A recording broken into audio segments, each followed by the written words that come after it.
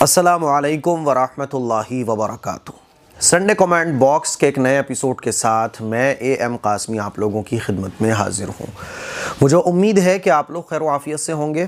رمضان کا آخری عشرہ چل رہا ہے۔ رمضان کے آخری عشرے میں دعاؤں کا خوب اہتمام کیا جائے۔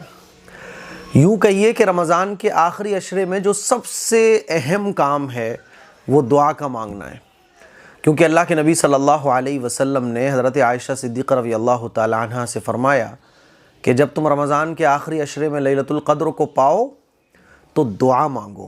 کون سی دعا؟ اللہم انک عفو تحب العفو فاعف عنا، کہ اللہ تو معاف کرنے والا ہے، معاف کرنے کو پسند فرماتا ہے، تو اللہ تو ہم سب کو معاف فرما۔ اللہ کے نبی صلی اللہ علیہ وسلم نماز بتا سکتے تھے، قرآن کی تلاوت بتا سکتے تھے، ذکر و اذکار بتا سکتے تھے، لیکن چونکہ رمضان کے آخری عشرے میں جو سب سے اہم کام ہے وہ ہے اللہ سے مغفرت مانگنا اور مغفرت کا مل جانا۔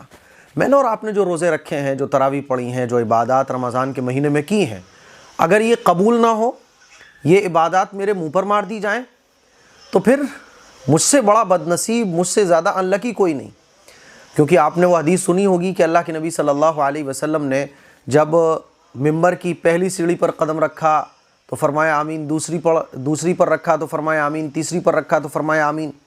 صحابہ نے پوچھا یا رسول اللہ، آج بڑی عجیب بات دیکھنے کو ملی کہ آپ نے آمین کہا 3 مرتبہ، تو حضور نے فرمایا کہ حضرت جبرائیل آئے تھے، انہوں نے 3 بد دعا کی تھی، جس میں سے ایک بد دعا تھی کہ ہلاک اور برباد ہو جائے وہ شخص جو رمضان کا مہینہ پائے اور اپنی مغفرت نہ کرا سکے۔ تو میرے عزیز بھائیوں، میری بہنوں، رمضان کا آخری عشرہ چل رہا ہے، یہ بہت قیمتی 10 ڈیز ہیں، بلکہ 10 ڈیز میں سے بھی 4 دن گزر چکے ہیں، 5 دن گزر چکے ہیں، 5 دن باقی ہیں۔ اسی لیے جو 5 دن باقی ہیں یہ شاپنگ کے نہیں ہیں، یہ گھومنے پھرنے کے نہیں ہیں۔ اس رمضان کے آخری عشرے میں مسجدیں خالی ہو جاتی ہیں، لوگ جو ہے نا عبادات کو کم کر دیتے ہیں، صفائی ستھرائی میں، شاپنگ میں، بازار میں، مارکیٹ میں، کاروبار میں لگ جاتے ہیں۔ حالانکہ رمضان کا آخری عشرہ یہ بیسٹ ہے دعا کے لیے، اسی لیے اپنا زیادہ سے زیادہ جو وقت ہے وہ دعاؤں میں گزارنے کی کوشش کریں۔ سوالوں کا سلسلہ شروع کرنے سے پہلے آج کا ہمارا سنڈے ایپیسوڈ شارٹ رہے گا، کیونکہ سوشل کام رمضان کے آخری عشرے میں میرے بہت بڑھ جاتے ہیں۔ آپ لوگ جو صدقہ، زکوٰۃ، خیرات لوگوں تک پہنچانے کے لیے مجھے بطور امانت سپرد کرتے ہیں، وہ امانتیں آپ لوگوں کی مستحقین تک پہنچائی جاتی ہیں۔ جیسا کہ آپ لوگوں کو پتہ ہے کہ اس رمضان ہم نے ایک بڑی تعداد ایسے گھروں کی جہاں قرآن شریف کی ضرورت تھی، قرآن شریف پہنچائے، جانمازیں تقسیم کی گئیں۔ آپ حیران ہوں گے کہ کئی لوگوں کی ایسی کارگزاری سامنے آئی کہ جانماز ان کی بہت پرانی سالوں پرانی ہو گئی تھی، نئی جانماز خریدنے کے ان کے پاس پیسے نہیں تھے۔ آج بھی جب میں نے کئی عورتوں کو جب جانماز دی تو اس میں سے ایک بوڑھی اماں کہہ رہی تھی کہ بیٹا میں تو پھٹے ہوئے دوپٹے پہ نماز پڑھتی ہوں۔ آج قرآن شریف بھی لوگوں کو تقسیم کیے گئے، مسواک، عطر، تسبیح ہے نا، اور زمزم بھی انشاءاللہ دیا جائے گا لوگوں کو، اور روزانہ افطاری بانٹنے کا سلسلہ چل رہا ہے وہ الگ۔ عید کے موقع پہ 1000 ضرورت مند فیملیز کو عید گفٹ پہنچے گا وہ الگ۔ یہ سب کا سب پاسبل ہو پاتا ہے آپ لوگوں کے تعاون سے۔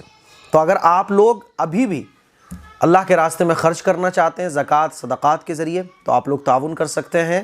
ایک عید گفٹ کی جو قیمت ہے وہ 1000 روپے ہے، پورا پیکٹ ہے جس میں ضرورت کا تمام سامان ہے، انشاءاللہ 10-15 دن تک وہ پورا چلے گا۔ دوسرا، اگر آپ جانماز میں شرکت کرنا چاہتے ہیں، لوگوں کو جانماز جو ہم دے رہے ہیں تو اس کی قیمت ہے 75۔ یہ جانماز عام طور پر ملتی ہے مارکیٹ میں 100-120 روپے کی، لیکن یہ تھوک میں ہمیں مل رہی ہے 75 روپے کی۔ دوسرا، قرآن شریف کی جو قیمت ہے، جو ہدیہ ہے، وہ 200 روپے کا ہے رحل کے ساتھ۔ مارکیٹ میں یہ قرآن شریف ملتا ہے 300 روپے کا، ٹھیک ہے۔ اس کے علاوہ اگر آپ مسجد کا لینٹر پڑھنے جا رہا ہے تو اس میں آپ شرکت کرنا چاہیں تو مسجد کے لینٹر میں بھی آپ شرکت کر سکتے ہیں۔ یہ جو بار کوڈ ہے یہ مسجد کے لیے ہے، صرف کنسٹرکشن کے کاموں کے لیے، ٹھیک ہے۔ تو آپ لوگ جتنا ہو سکے تعاون کر سکتے ہیں۔ چلیے سوالوں کا سلسلہ شروع کرتے ہیں۔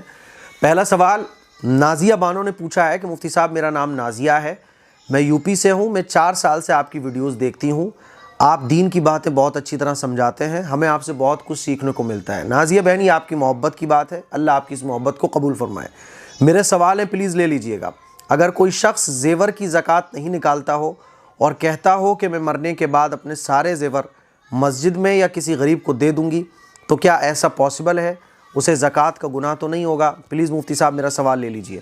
دیکھیے جب تک آپ کسی چیز کے مالک ہیں تو آپ کی وہ چیز ہے، اور آپ کی جب کوئی چیز ہے تو آپ کی چیز پر ہی زکوٰۃ ہے۔ تو جب تک آپ نے وہ مسجد میں نہیں لگایا ہے پیسہ، وہ آپ اس کے مالک ہیں اور آپ کے اوپر زکوٰۃ فرض اگر ہے تو آپ کو زکوٰۃ نکالنا پڑے گی۔ یہ کہہ کے آپ نہیں بچ سکتے کہ صاحب اس کو تو میں مسجد میں دوں گا، ابھی دی تو نہیں ہے نا۔ جب آپ مسجد میں دے دو گے تو وہ مسجد کی ہو جائے گی، ابھی آپ کی ہے تو آپ کو اس کے اوپر زکوٰۃ نکالنا ہوگی۔ تو اس طرح کہنے سے، اس طرح کی نیت کرنے سے کوئی زکوٰۃ سے بری نہیں ہو سکتا، زکوٰۃ نکالنا ہوگی، ٹھیک ہے۔ ذکی نور ورڈ، مفتی صاحب میرا ایک سوال ہے کہ تراویح کی نماز میں اگر تراویح کی دعا بھول جائیں یا پھر غلطی سے بھول کر کچھ رکعت کم پڑھیں تو کیا تراویح کی نماز ہو جائے گی یا نہیں؟ جی تراویح کی نماز ہو جائے گی۔ آپ 8 رکعت تراویح پڑھو گے 8 رکعت کا ثواب ملے گا، آپ 10 رکعت پڑھو گے 10 کا ثواب ملے گا، 12 پڑھو گے 12 کا ثواب ملے گا، 20 پڑھو گے تو 20 کا ثواب ملے گا۔ 20 پڑھنا یہ سنت ہے۔ اچھا ایسا ہو، اگر ایسا ہو جائے تو پھر کیا کرنا ہوگا؟ کچھ بھی نہیں کرنا ہوگا۔ تراویح کی دعا اگر بھول جائیں تو کوئی مسئلہ نہیں ہے، ٹھیک ہے، تراویح ہو جاتی ہے۔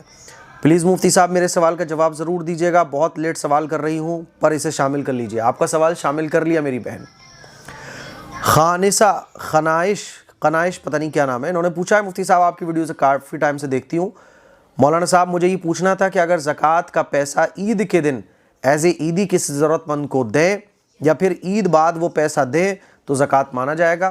دیکھیے زکوٰۃ کا آپ حساب لگا لیں، آپ کے اوپر جتنی زکوٰۃ بن رہی ہو اس کو آپ ایک ڈائری پہ نوٹ کر لیجئے۔ اب اس اماؤنٹ کو آپ کبھی بھی دے سکتے ہیں، عیدی کہہ کر بھی دے سکتے ہیں۔ زکوٰۃ دیتے وقت یہ بتانا ضروری نہیں ہوتا کہ آپ جس کو زکوٰۃ دے رہے ہیں اسے بولیں کہ بھیا یہ جو ہے نا پیسہ زکوٰۃ کا ہے، یہ بتانا ضروری نہیں ہے۔ بس ہاں اتنا خیال رکھنا چاہیے جس کو آپ زکوٰۃ دے رہے ہیں وہ زکوٰۃ کا مستحق ہے بھی یا نہیں ہے، ٹھیک ہے، باقی دے سکتے ہیں، ٹھیک ہے، اس میں کوئی حرج تو نہیں ہے؟ نہیں، اس میں کوئی حرج کی بات نہیں ہے۔ مہرین خان نے بہت سارے سوال پوچھے ہیں، اللہ آپ کو مکمل صحت دے، تندرستی دے، انہوں نے دعاؤں سے مجھے نوازا ہے بنا میڈیسن کے، بہت بہت شکریہ اس دعا کے لیے۔ اعتکاف کے بارے میں ان کے کچھ سوالات ہیں۔ نمبر 1، 10 دن کے اعتکاف میں بیٹھنے والی خواتین اپنے روم کی صفائی کر سکتی ہیں کیا؟ بالکل صفائی کر سکتی ہیں، کوئی حرج کی بات نہیں ہے۔ بال بنا سکتی ہیں یا نہیں؟ بال بھی بنا سکتی ہیں۔ کپڑے چینج کر سکتی ہیں؟ کپڑے بھی چینج کر سکتی ہیں۔ جمعے کا غسل کر سکتی ہیں یا نہیں؟ دیکھو جمعے کا غسل نہیں ہو سکتا کیونکہ غسل کے لیے پھر آپ کو اعتکاف کی جگہ کو چھوڑنا پڑے گا، تو غسل کرنے کی اگر زیادہ ضرورت ہے تو اسپیشلی غسل کے لیے آپ باتھ روم نہ جائیں، بلکہ باتھ روم میں جب آپ وضو کرنے جائیں تو اسی وقت جلدی جلدی آپ پانی ڈال لیجئے، فری ہو کے ایک دم کہ صاحب آرام سے جیسے ہم لوگ نہاتے ہیں ایسے نہانے کی اجازت نہیں ہے، تو اسپیشلی آپ نہانے نہیں جا سکتی۔ باقی وضو کرنے جا رہی ہیں تو 4-6 مگے جلدی نہا دھو کے واپس آ جائیں، تو کپڑے چینج کر سکتے ہیں، نہانے جانے کی اجازت نہیں ہے اسپیشل، ٹھیک ہے۔ نمبر 4، ہمارے جیٹھ آئے تھے ہمارے گھر، ان کا ہاں یا نہ میں جواب دینے سے کیا اعتکاف بریک ہو جائے گا؟ نہیں، اعتکاف بریک نہیں ہوگا۔ دیور جیٹھ میرے بھائی غیر محرم ہیں، وہ ہم سے بات کرنے سے کیا ہمارا اعتکاف بریک ہو جائے گا؟ نہیں، تھوڑی بہت بات کرنے سے اعتکاف بریک نہیں ہوگا۔ دیکھو اعتکاف بریک ہوتا ہے آپ کا اپنی جگہ سے اٹھ کر کہیں اور چلے جانا، باقی نارمل بات چیت آپ کر سکتی ہیں۔ ہاں اعتکاف میں خواہ مخواہ کی باتیں گپے لڑانا اور یہ سب مناسب نہیں ہے۔ نمبر 6، میرے 3 مہینے کا لڑکا ہے، اس کو سلاتے سلاتے ہماری آنکھ لگ جاتی ہے، میں سو جاتی ہوں، کہ میرا اعتکاف ہوگا یا نہیں؟ آپ کا اعتکاف ہو جائے گا۔ اعتکاف کرنے والے کے لیے اللہ تعالیٰ کی طرف سے فضل اور کرم دیکھیے کہ اعتکاف کرنے والا سو بھی رہا ہوتا ہے، اس کو عبادت کا ثواب مل رہا ہوتا ہے، وہ خاموش بیٹھا ہوتا ہے، عبادت کا ثواب مل رہا ہوتا ہے، تو آپ اپنے بچے کو سلاتے سلاتے سو جاتی ہیں، آپ کی نیکیاں لکھی جاتی رہتی ہیں۔ نمبر 7، آپ کی خلاصہ قرآن سنتی ہوں، آپ کی دعا میں شامل ہوتی ہوں، اعتکاف والے روم میں بیڈ کے پاس کھڑکی ہے اسے کھلی رکھ سکتی ہیں کیا؟ نو پرابلم، یہ سارے کام اعتکاف کی جگہ پہ آپ سارے جائز کام کر سکتی ہیں۔ نمبر 10، اعتکاف کی جگہ پہ بیٹھ کر ذکر کرتے ہوئے اپنی بیٹی کو مہندی لگا سکتی ہیں یا نہیں؟ لگا سکتی ہیں۔ اعتکاف کی جگہ پہ افطاری بھی بنا سکتی ہیں، وہیں بیٹھ کے سارے لوگ افطار بھی کر سکتے ہیں، کوئی حرج کی بات نہیں ہے۔ اللہ بڑا مہربان ہے، بڑا کریم ہے، سمجھ نہیں میری بہن؟ جب آپ اعتکاف میں بیٹھ کے دعا مانگیں تو مجھے اپنی دعاؤں میں ضرور یاد رکھیے گا۔ منتشا خان پوچھتی ہے مفتی صاحب اگر نماز پڑھتے ہوئے بھول جائیں کیا کہ ہماری کتنی رکعت ہوئی ہیں تو کیا نماز دوبارہ سے شروع کرنی ہوگی؟